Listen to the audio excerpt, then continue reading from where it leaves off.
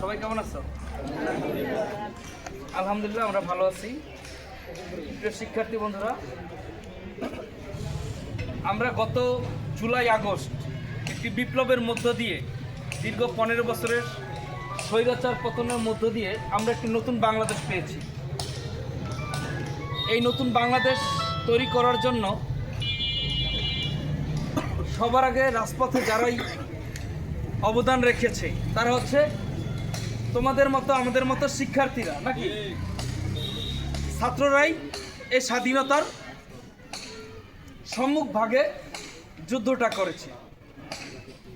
এই গত জুলাই আগস্টের আন্দোলনের মাধ্যমে আমরা যে স্বাধীনতা পেয়েছি, আমরা যদি একটু পিছনে ফিরে যাই তাহলে আমরা শিক্ষা প্রতিষ্ঠানগুলোতে কি দেখতে পাই? আমরা শিক্ষা প্রতিষ্ঠানগুলোতে দেখতে পাই যে একটি মানহীন শিক্ষা ব্যবস্থা, শিক্ষার্থীদের শিক্ষা কার্যক্রম ব্যাহত রেখে দেখে আসছি যে একটি চাপিয়ে দেওয়া সংগঠনের মিছিল মিটিংয়ে যেতে বাধ্য করা। আমরা দেখেছি যে A+ পাওয়ার জন্য বা GPA 5, কিন্তু আমাদের যে মৌলিক যে পড়াশোনার যে উদ্দেশ্যটা সেটা আমাদের গন্তব্য না হয়ে আমাদের গন্তব্য হয়ে গিয়েছিল রেজাল্ট, অটো পাস। এবং এই 5 তারিখের পরেও যে HSC শিক্ষার্থীরা তারা কিন্তু সেই আগের মতো ফেল করা শিক্ষার্থীরা তারা কিন্তু তাদের সেই পাস করানোর দাবিতেও আন্দোলন শুরু করে দিয়েছে। তো একটি জাতিকে যদি পিছিয়ে দেওয়া যায়, আমি সবাইকে অনুরোধ করবো আর একটু কাছাকাছি চলে আসার, একটু সামনে সবাই যার যার জায়গা থেকে একটু সামনে চলে আসে। তো একটি জাতিকে যদি পিছিয়ে দেওয়া যায়, তাহলে একটি দেশের শিক্ষা ব্যবস্থাকে যদি ধ্বংস করে দেওয়া যায়, তাহলে সেই জাতিকে পিছিয়ে দেওয়া যায়, তাই না? প্রিয় শিক্ষার্থী বন্ধুরা, এই জুলাই আগস্টে বাংলাদেশে 1600-র অধিক ছাত্র জনতা শহীদ হয়েছে। কত? 1600-র অধিক ছাত্র জনতা শহীদ হয়েছে।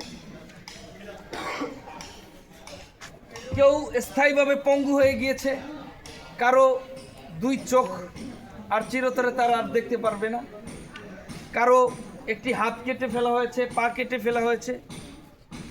তো টোটালি একটি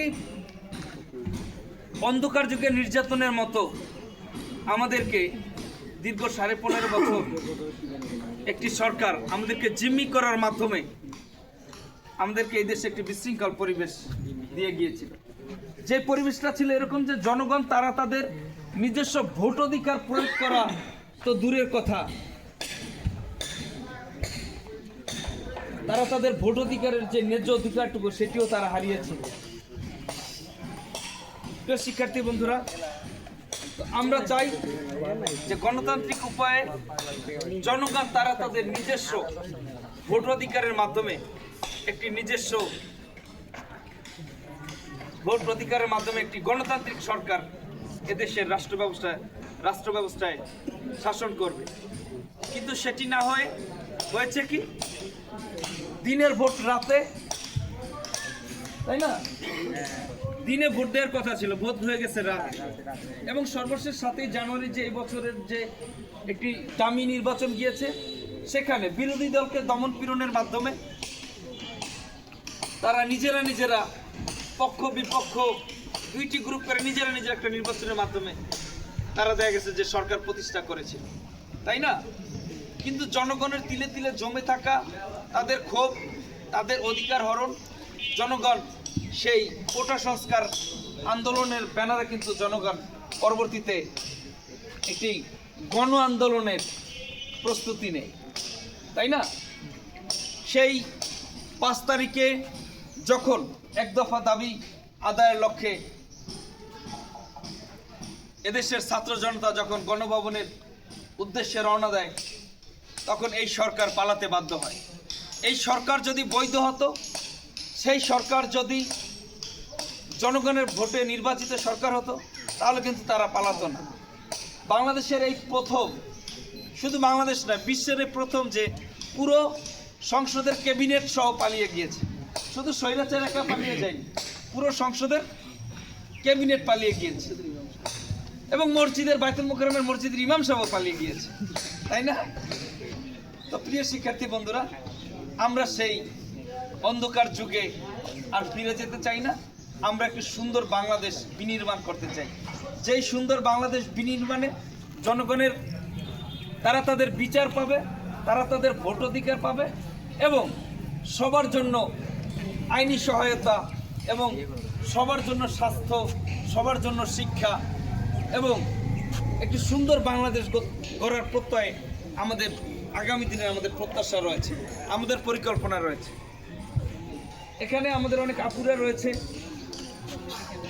দেশনেত্রী বেগম খালেদা জিয়া এই মেয়েদের জন্য উপবৃত্তির ব্যবস্থা করেছিলেন। এটা কি সবাই জানি?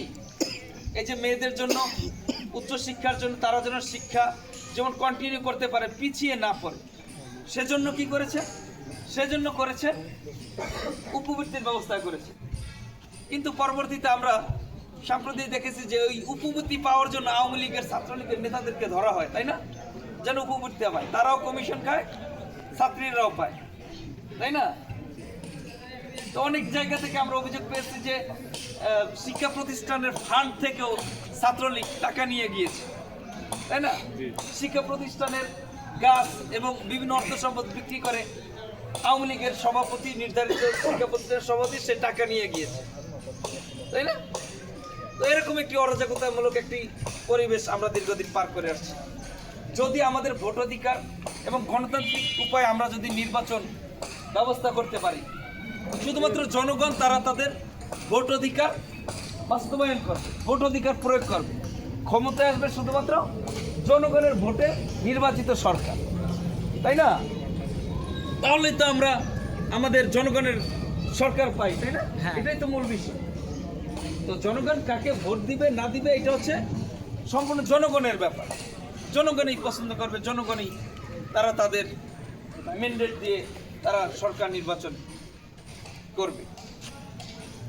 তো প্রিয় শিক্ষার্থী বন্ধুরা আমার, আমরা শিক্ষার প্রতিষ্ঠানে আমরা দেখতে চাই অতীতের মতো কোনো ধরনের মোটরসাইকেল পহরা হবে না।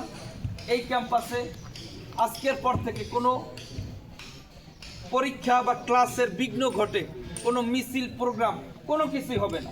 এটা ছাত্রদল আপনাদেরকে প্রতিশ্রুতি দিচ্ছে, বাংলাদেশ জাতীয়তাবাদী ছাত্রদল প্রতিশ্রুতি দিচ্ছে যে এই ক্যাম্পাসে কোনো ছাত্র সংগঠন দেখা গেছে যে শিক্ষার্থীদের কোনো ধরনের ডিস্টার্ব করার আজকের পর থেকে আর কোনো ধরনের সুযোগ নেই।